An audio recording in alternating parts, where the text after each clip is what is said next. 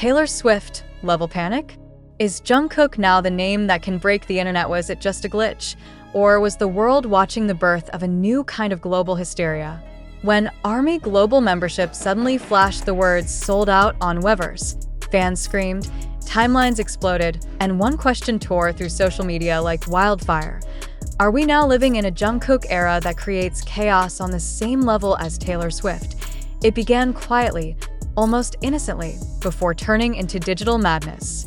On January 17, 2026, fans who opened Weverse to buy the ARMY Global official fan club membership, priced at $19.67, were met with something no one had ever seen before. A virtual product, unlimited in theory, but suddenly labeled sold out. How can something that isn't physical disappear? How can access itself run out? And why did it happen just as the world prepared for BTS's long-awaited return? A post from ex-user @EgoShadow7 went viral within minutes. ARMY Global membership is sold out. How can a virtual membership be sold out? I'm screaming, they wrote, sharing a screenshot of the page marked Global Exclusive. More than 12,000 likes. Over 1.1 million views. Panic spread faster than reason. Another fan, as usual, replied in desperation, "Pleasey, I am panicking. I was just going to buy it, and I see sold out." This was not excitement. This was fear. Fear of missing out. Fear of being locked out of history. And then came the comparisons. American entertainment outlets began whispering a name that carries weight in pop culture. Taylor Swift. The same chaos. The same digital warfare. The same fans fighting invisible systems for a chance to be closer to their idol. When Taylor Swift tickets crashed platforms and created headlines around the world, it was called unprecedented.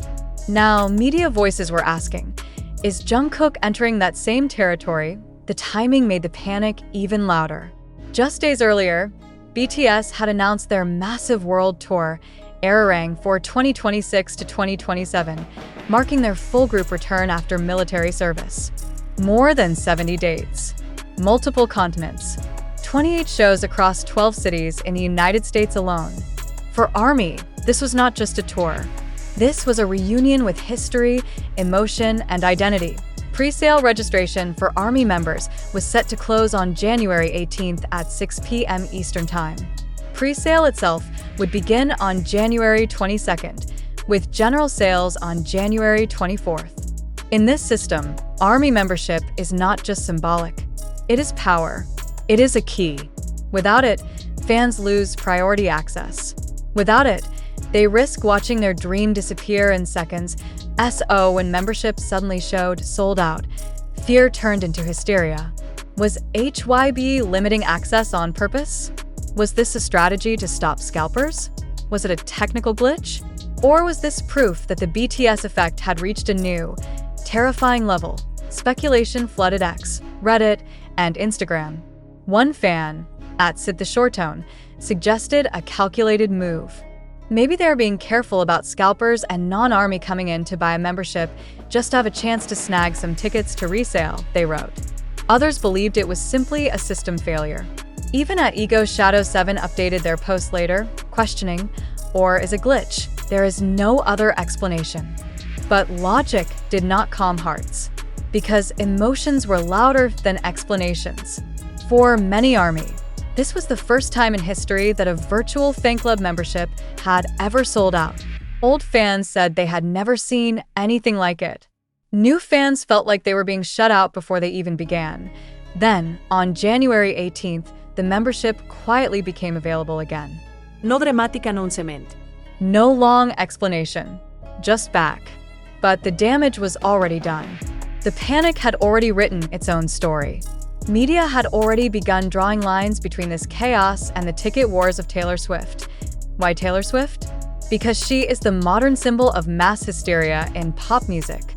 When her era's tour went on sale, fans waited in digital lines for hours, only to be kicked out, blocked, or told tickets were gone. News channels covered it. Politicians commented on it. Economists analyzed it. Swift wasn't just a singer anymore. She was an economic force. Now, Headlines were daring to put Jungkook's name in the same sentence. Some American entertainment outlets framed the ARMY membership panic as a warning sign. They said this felt familiar. Too familiar. Fans fighting algorithms. Systems collapsing. Emotions boiling over. One article described it as Taylor Swift-level chaos, but driven by K-pop power. But the question burning in fan communities was deeper. Is this about Jungkook specifically, or about BTS as a whole? And if Jungkook is being compared to Taylor Swift, does that mean he is stepping out of BTS's shadow, or threatening to leave it behind? Jungkook's name has been attached to the word effect for years. Jungkook effect. Products sell out after he wears them. Songs spike after he mentions them. Platforms shake when he moves. But this time, the chaos wasn't about a shirt or a song. It was about access to a future where BTS stands together again. Many fans began whispering theories. Was the panic driven more by Jungkook's global popularity than by BTS as a group? Was his name the magnet pulling casual listeners into full hysteria? Some argued that Jungkook has become the face that non-fans recognize first, the bridge between BTS and the Western mainstream. And that idea made some ARMY uncomfortable.in fan forums. Debates grew intense. One side felt proud. They saw the comparison to Taylor Swift as proof that Jungkook, and by extension BTS, had reached a historic level of global dominance. They said, "This is what success looks like. This is what power looks like." The other side felt fear. Not of failure, but of transformation. They worried that Jungkook might one day be seen more as a solo global icon than as a member of BTS. They worried that media narratives might slowly separate him from the group that made him. They worried that Jungkook versus BTS would become a story written by outsiders, and all of this because of one word: sold out. The data only added fuel to the fire. On Weverse, the BTS community reached about 32.7 million members, up from 32.6 million just a day earlier. That growth might seem small on paper, but in digital terms, it is explosive.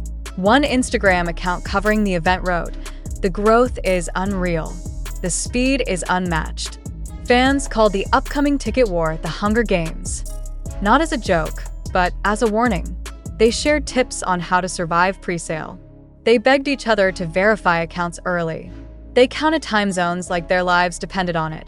Behind all of this stood one question that no one could answer clearly. Did this panic prove that Jungkook has reached Taylor Swift's level of cultural chaos?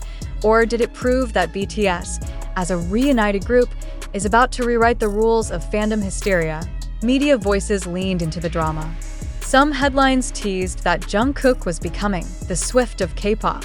Others said he was becoming something even bigger, a global figure who can move not just fans but systems. But fans themselves were divided. Some wrote emotional posts saying they felt proud but also scared.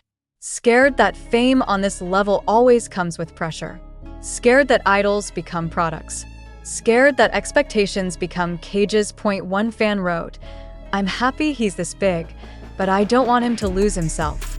Another said, "If Jungkook becomes bigger than BTS, what happens to BTS?" And yet others pushed back hard.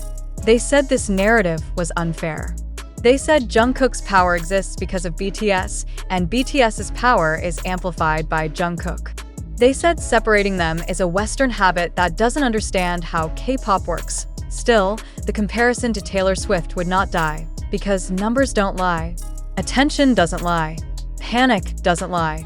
When millions of people try to access the same digital door at the same time, and that door collapses, something big is happening. Was it really just a glitch? If it was, why did it feel so symbolic? Why did it happen right before pre-sale? Why did it mirror so closely the chaos seen in Western ticketing disasters? Some industry watchers suggested that companies are no longer prepared for fandoms of this scale. Systems are built for big demand, not for emotional demand. Not for fans who see access as survival. Not for people who believe that missing one moment means losing part of their identity. In that sense, Jungkook and BTS are not just artists. They are emotional centers, cultural anchors. When they move, millions move with them, and that is exactly why the Taylor Swift comparison keeps returning. because Swift represents that same emotional economy. Fans don't just buy tickets. They buy meaning. So when ARMY membership went sold out, even for a short time, it felt like meaning itself was being rationed. After the membership returned, HYB did not give a long public explanation. No dramatic press conference. No apology tour. Just silence. And silence, in fandom culture, is the loudest sound of all. Fans filled that silence with stories, theories, fears, and hopes. Some said this was a warning of what ticket sales would look like if membership could sell out. What about stadiums? Would sites crash?